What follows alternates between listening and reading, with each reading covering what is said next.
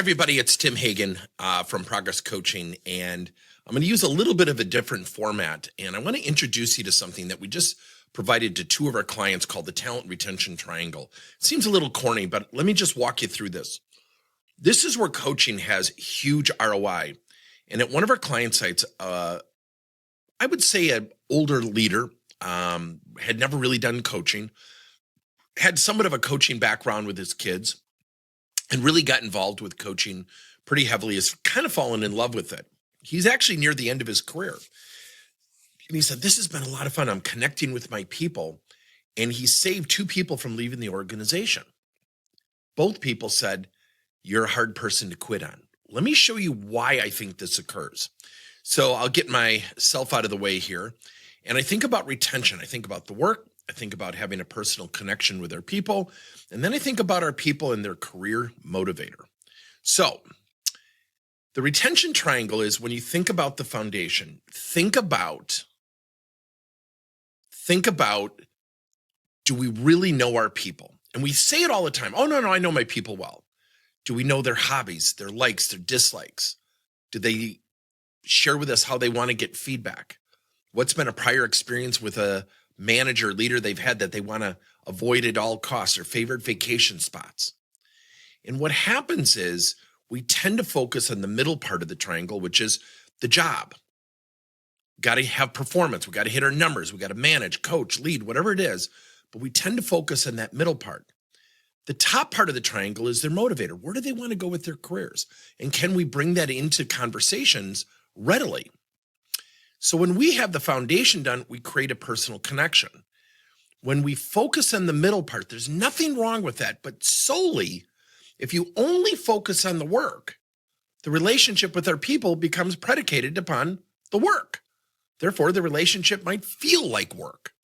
And then the personal connection to change. See, when someone tells you they want to become a future leader, or they want to do more work in data or analytics, whatever it might be, what happens is it positions us to have different conversations with them. Now, at Progress Coaching, we teach something called QALMS. This is our four-step coaching conversation model. And so I just brought that in here, and it's a four-step model. The learning project, if I'm coaching someone to be more influential with his or her teammates, I might say, well, Joe, next week come in with 2 examples as your learning project of where you really invested in your teammates. Now, if I understand Jill wants to become a future leader, hypothetically, as a motivator, that's her goal, I can bring that into the conversation. Jill, come in next week with 2 examples of where you really invested in your teammates, and how do you think that'll serve you well in becoming a future leader? You tie the 2 things together.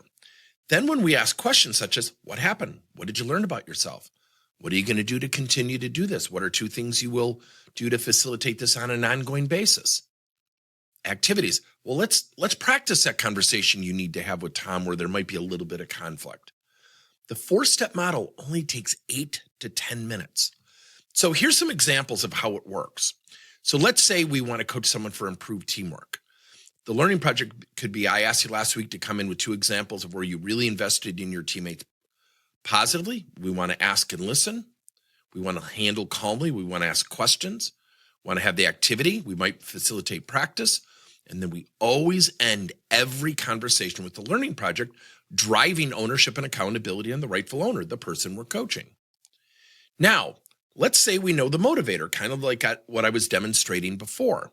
So we prepare, we ask and listen, but the learning project could be, last week I asked you to come in with 2 examples of where you really invested in your teammates and how that will help you reach your goal of becoming a first-time manager.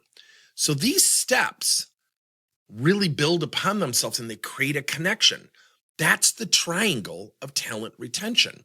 And so when we're having conversations with our people, what we're really doing, if it's only the middle part of the triangle, only as it relates to the work and the job, we've lost an opportunity. Now, I'll share with you a really cool story. I was coaching someone whose son had just pitched in a Little League game, and we happened to be connected on Facebook, and I never thought I would do that with clients. And I said, oh, by the way, I saw your kid pitched and got in the newspaper. This client eyes lit up. Oh, it's It's been amazing. It's like he's on this great team. His teammates are awesome. They're all his childhood friends. I just sat back and listened. Now, you don't do it for the sake of business. You do it because you're genuinely, authentically interested. And so that bottom part of the triangle is where we create connection with people. The upper part is where we create the connection with our employees as it relates to where they want to go. And then they get connected to something most people avoid: personal change. What are your thoughts on the talent retention triangle? Let us know.